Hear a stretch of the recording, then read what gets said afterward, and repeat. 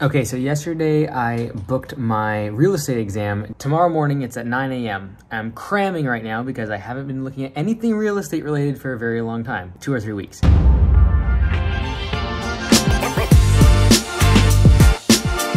So last night at the manager's meeting, we made a bunch of decisions, especially for the local shop. The reason we spend quite a bit of time working on the local shop is because it's like our guinea pig and our test rat for everything at Augusta Nation. So we'll throw things at it that don't even seem correct or intuitive, but it's to make sure that it works or does not work before trying to roll it out across the entire franchise system. The day after the manager's meeting, I'm actually watching the video prior to going live, and I wanted to add this because in the meeting, what was really interesting is they actually proposed something to me that for a solid 45 minutes I listened to and was like, no, no, no in my head. And to shut my mouth up, I just kept eating the fries. One of the things that we tried this past spring did not work, and we have to actually change it back.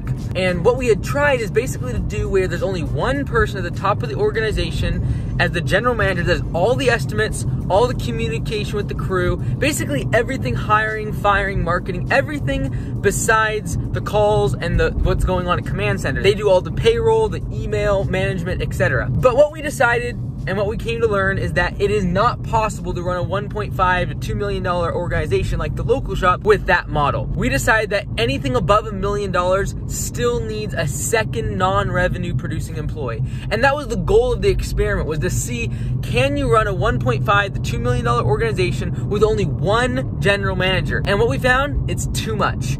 And Marcus pulled it off. He's an incredible GM, but with him moving down and starting his own location now, we cannot expect to find someone like that can take the kind of hours, especially during the spring rush. March, April, May, and June are nuts, like 70-hour weeks that are being worked, and it takes a very special person, and we're just not gonna be able to find people like that consistently, especially if we want that location to grow, which I think it will, now that we're not gonna keep cutting out services and raising prices very quickly like we have the past few years, which has caused our growth to kind of stagnate in terms of total revenue at that location. And so now what we're doing is we're having a 2-person team at the top of the organization, GM and then the office manager. Sort of back to when Liz and I were in the operations of the local shop. She was the office manager and I kind of ran a GM type role, and there were certain things that I would not do, and I would say like, hey, that's Liz's role, you have to talk to her.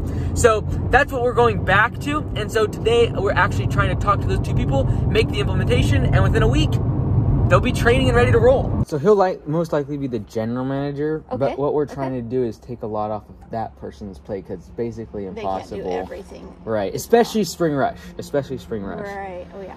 So our sort of proposal is that you would be that role. Okay. It's not something you have to take, but it's something, because it's very different than a command center type of position. Okay. But I really need someone in the office that really does what you do every single day at command center, but for just the Bellingham location. Okay. Someone who's dedicated to that location. Gotcha. That's all they do. The Bellingham location is kind of out of the system simply because it's so much larger than all the other locations. Right, right. I feel like I would, do great in this, that I would excel at this. It doesn't bother me if I'm in the office by myself or if the guys come in and out or whatever. So we had a meeting last night. Marcus, Lee, Lonnie, Mike, and I. Are they okay with that? You were the unanimous choice by everyone. Really? Yeah. Wow. That's amazing. We went over pros and cons of multiple people, and you were the only one we all felt could fit in this role. I think I could get to my spot where I'm comfortable with everybody enough to say something like, hey, I'm not your mom. So everything about it is better. You're like me. You would excel. We trust you completely. You're loyal. You'd make more money every year, and you'd get profit sharing. We've just had massive churn in that, and I don't mean massive. Every year we're getting a new general manager. And I know what that's all about. And mostly because though it's like they're young, hungry guys, and they go start their own location. Oh yeah. Right. So like it's like Lee, he moved up, then Marcus, he moved up. So we're trying to get like a team of people that want to be there for 4 or 5 years or more. Oh yeah. And that's why there's a steady increase in compensation, and like that's why we want it to be more. Yeah, I'm not going anywhere. So I'm not going anywhere. So within a couple months, Marcus is moving down, so we'll get them trained up, make the transition, and I think it'll be a positive thing. We are still using one of the local team members that started this past spring to be the GM, and sure enough, it's one of our youngest team members. And that has been the consistent theme, I think, throughout Augusta is I just do not care about your age, or I do not care about anything besides, are you willing to learn? Are you willing to put in the work? I don't care if you have a lot of experience. I don't care about those things at all. Are you willing to learn? Are you willing to improve yourself? Do you come to work every single day hungry to become a better person? That's the person I want to employ. That's the person I want to promote. That's the person I want to become the example in front of the team that I am running a business for.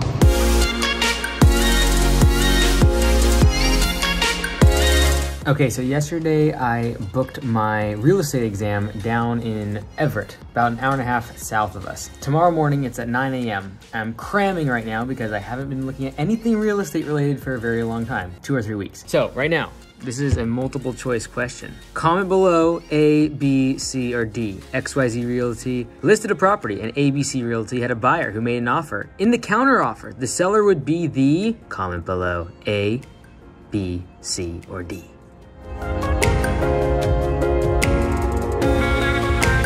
All right, it's been a while, but we are down at the Mount Vernon shop, and now the fence is completely finished. The tiny house is basically ready to go in terms of being furnished.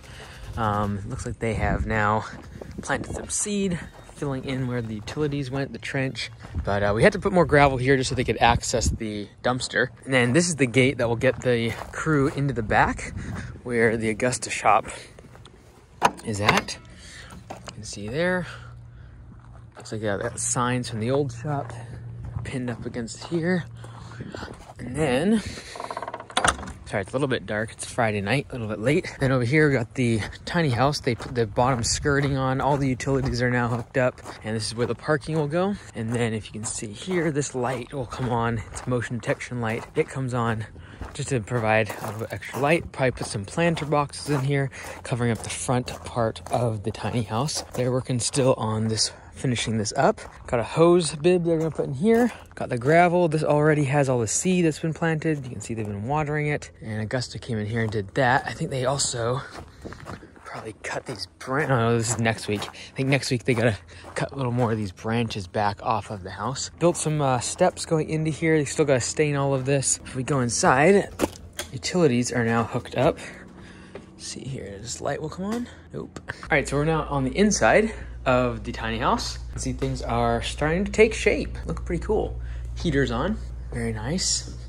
They've already put all this together. I have not been here for a couple weeks. Interested to see if that's actually working. I think what they did actually is they tapped into that outlet to make that little light that was out just outside there that has the motion detection. Let's see if these lights work. I'm gonna turn the light on. There it is. So looks pretty cool. It's pretty spacious, honestly. They still gotta paint some of these areas, but now it's not that matte finish. Semi-gloss is easier to clean. A lot of the stuff has already been here in terms of furnishing. Oh yeah, there's the bed. Yeah, that thing's huge. So it's looking good. This is pretty epic. People were giving me all sorts of flack about how this was not gonna be private. It is so nice back here. Obviously, the shop's on the other side of that fence, and for a few minutes each morning, there'll be a little bit of disturbance, but it is so nice back here. It's gonna be awesome. And once we get the back done with the sauna, or with the hot tub, the fire pit, and some string lights, this back area here is gonna look great too. So I'm really looking forward to it.